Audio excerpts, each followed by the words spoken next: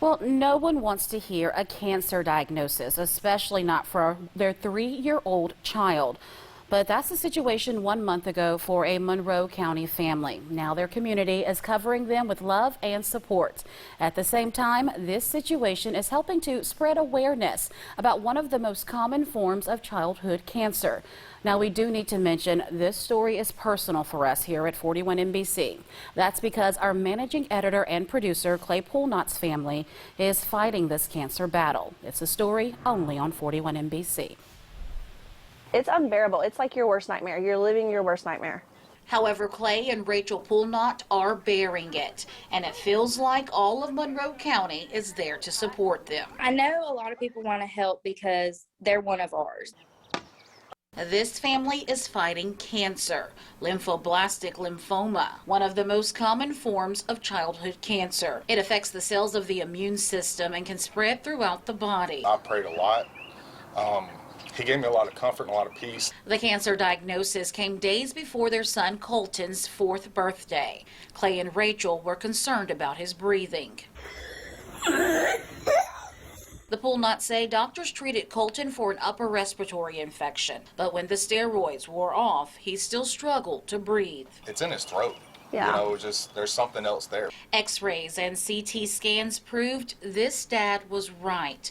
They showed a large mass near Colton's throat, nearly crushing his airways, forcing him to breathe through a passage in some areas as narrow as a straw. It was big.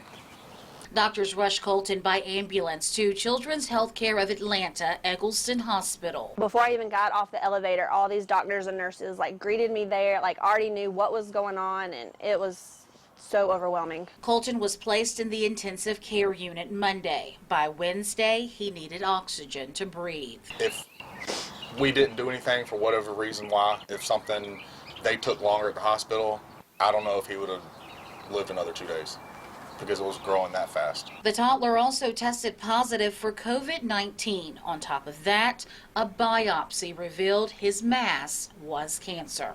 It's hard. You just want to take the pain away. You just want it. You don't deserve it. But he's tough. He's so tough.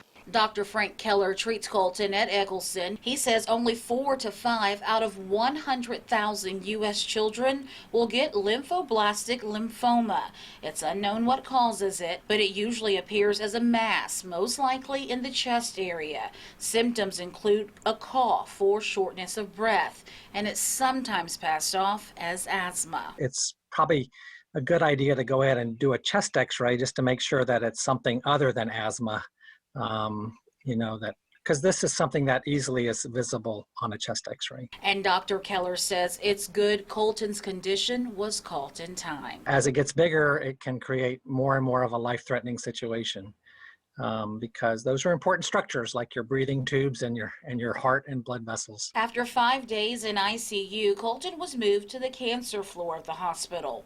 Rachel shared the news on social media, and friends and family joined their cancer fight. When I saw that post, just being a mom myself, I broke down in tears. Maria Allen lives right down the road from the Poulnotts, and her kids play with their kids. I want to do for them what I hope others would do for me. Allen coordinated fundraisers with local restaurants and collected gift cards and donations. Without hesitation, they just immediately were like, yes, what can we do? We want to donate this or that. Longtime family friend Katie BRADBERRY got creative. She helped design Colton Strong rubber bracelets, car decals, and t-shirts. She says the items have raised more than $3,000 to help the family with medical bills and other costs. Each item displays the words Colton Strong, the childhood cancer ribbon, and a tank. But with everything that he's going through, I feel like the tank and staying strong is everything that represents Colton. Like people call him, he's a tank, and he is kicking cancer's butt. After 17 days in the hospital, Colton was released 2 days before his birthday. The family headed home, and they were greeted with unexpected love and support. People you don't even know, probably will never know. We'll never meet, and just willing to help out in any way they can. It's just makes the hair on my arm stand up, Businesses brought food. A GoFundMe page pulled in more than $12,000. Front lawns were covered with Colton Strong signs. And the Mary Persons football team even stopped by with a special gift. But Colton's fight is far from over. Clay says the next part is critical. The first part was about shrinking it. Now it's about killing it. He tells his son there's a ball in his throat and he needs to take his medicine to get it out. What does it do to a young body as they're going through treatment? There are a number of what we call short-term side effects like hair loss, in some cases weight gain or weight loss. Keller says treatments include 2 years of chemotherapy medications, but rarely surgery or radiation. The Poulnotts say while the road is rough, they are ready, and Monroe County is ready to back them up in their fight. What Rachel always says is this is our now, our right now. It's not our always. It's not always going to be like this, and he will get better.